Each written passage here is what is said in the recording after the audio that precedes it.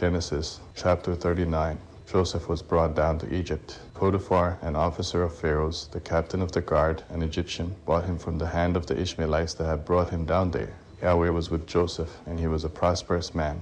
He was in the house of his master the Egyptian. His master saw that Yahweh was with him, and that Yahweh made all that he did prosper in his hand. Joseph found favor in his sight. He ministered to him, and Potiphar made him overseer over his house, and all that he had he put into his hand. From the time that he made him overseer in his house, and over all that he had, Yahweh blessed the Egyptian's house for Joseph's sake. Yahweh's blessing was on all that he had, in the house and in the field. He left all that he had in Joseph's hand. He didn't concern himself with anything, except for the food which he ate. Joseph was well built and handsome. After these things, his master's wife set her eyes on Joseph, and she said, "Lie with me." But he refused, and said to his master's wife, "Behold, my master doesn't know what is with me in the house, and he has put all that he has into my hand. No one is greater in this house than I am, and he has not kept back anything from me but you, because you are his wife. How then can I do this great wickedness and sin against God?" As she spoke to Joseph day by day, he didn't listen to her, to lie by her, or to be with her. About this time, he went into the house to do his work, and there were none of the men of the house inside. She caught him by his garment, saying, "Lie with me."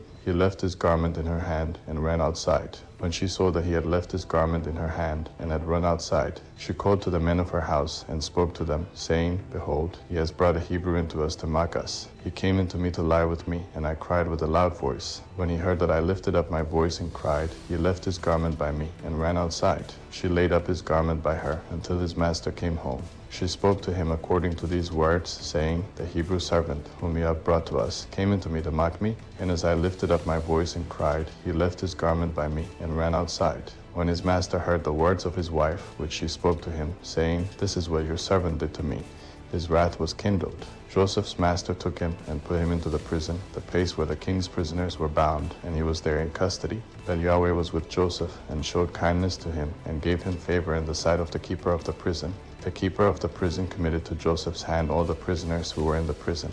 Whatever they did there, he was responsible for it. The keeper of the prison didn't look after anything that was under his hand, because Yahweh was with him, and that which he did, Yahweh made it prosper. Genesis chapter 40. After these things, the butler of the king of Egypt and his baker offended their lord, the king of Egypt. Pharaoh was angry with his two officers, the chief cupbearer and the chief baker. He put them in custody in the house of the captain of the guard, into the prison, the place where Joseph was bound. The captain of the guard assigned them to Joseph, and he took care of them. They stayed in prison many days. They both dreamed a dream, each man his dream, in one night, each man according to the interpretation of his dream, the cupbearer and the baker of the king of Egypt, who were bound in the prison. Joseph came into them in the morning, and saw them, and saw that they were sad. He asked Pharaoh's officers who were with him in custody in his master's house, saying, "Why do you look so sad today?" They said to him, "We have dreamed a dream, and there is no one who can interpret it." Joseph said to them, "Don't interpretations belong to God? Please tell it to me." The chief cupbearer told his dream to Joseph, and said to him, "In my dream, behold, a vine was in front of me, and in the vine were 3 branches. It was as though it budded, it blossomed, and its clusters produced ripe grapes. Pharaoh's cup was in my hand, and I took the grapes and pressed them into Pharaoh's cup, and I gave the cup into Pharaoh's hand." Joseph said to him, "This is its interpretation. The 3 branches are 3 days. Within 3 more days, Pharaoh will lift up your head and restore you to your office. You will give Pharaoh's cup into his hand, the way you did when you were his cupbearer. But remember me when it is well with you. Please show kindness to me, and make mention of me to Pharaoh, and bring me out of this house. For indeed, I was stolen away out of the land of the Hebrews, and here also I have done nothing that they should put me into the dungeon." When the chief baker saw that the interpretation was good, he said to Joseph, "I also was in my dream, and behold, 3 baskets of white bread were on my head. In the uppermost basket there were all kinds of baked food for Pharaoh, and the birds ate them out of the basket on my head." Joseph answered, "This is its interpretation. The 3 baskets are 3 days. Within 3 more days, Pharaoh will lift up your head from off you, and will hang you on a tree. And the birds will eat your flesh from off you." On the 3rd day, which was Pharaoh's birthday, he made a feast for all his servants, and he lifted up the head of the chief cupbearer and the head of the chief baker among his servants. He restored the chief cupbearer to his position again, and he gave the cup into Pharaoh's hand. Then he hanged the chief baker, as Joseph had interpreted to them. Yet the chief cupbearer didn't remember Joseph, but forgot him.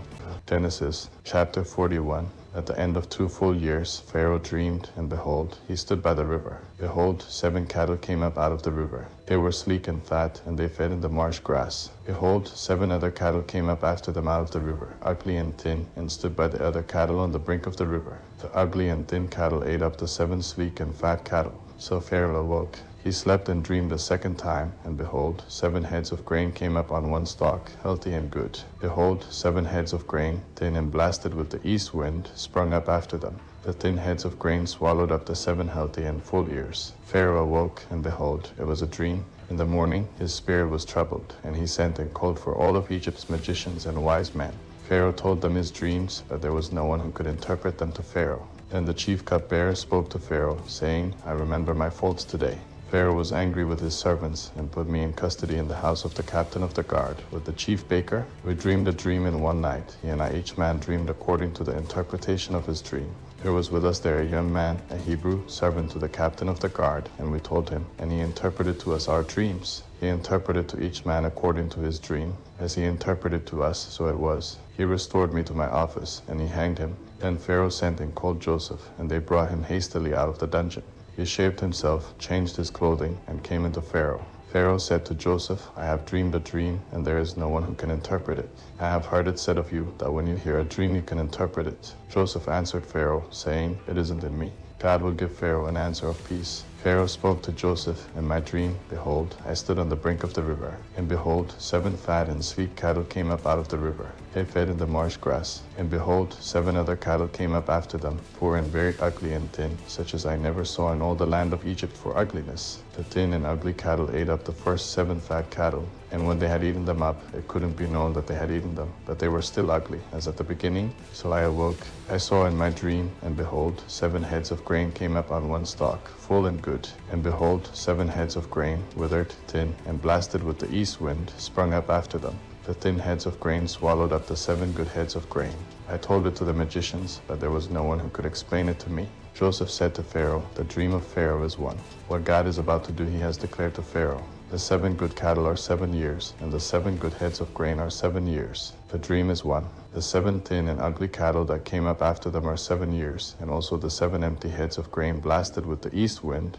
They will be 7 years of famine. That is the thing which I have spoken to Pharaoh. God has shown Pharaoh what he is about to do. Behold, 7 years of great plenty throughout all the land of Egypt are coming. 7 years of famine will arise after them, and all the plenty will be forgotten in the land of Egypt. The famine will consume the land, and the plenty will not be known in the land by reason of that famine which follows, for it will be very grievous. The dream was doubled to Pharaoh, because the thing is established by God, and God will shortly bring it to pass. Now therefore let Pharaoh look for a discreet and wise man, and set him over the land of Egypt. Let Pharaoh do this, and let him appoint overseers over the land, and take up the 5th part of the land of Egypt's produce in the 7 plenteous years. Let them gather all the fruit of these good years that come, and store grain under the hand of Pharaoh for food in the cities, and let them keep it. The food will be to supply the land against the 7 years of famine, which will be in the land of Egypt, so that the land will not perish through the famine. The thing was good in the eyes of Pharaoh, and in the eyes of all his servants. Pharaoh said to his servants, Can we find such a one as this, a man in whom is the Spirit of God?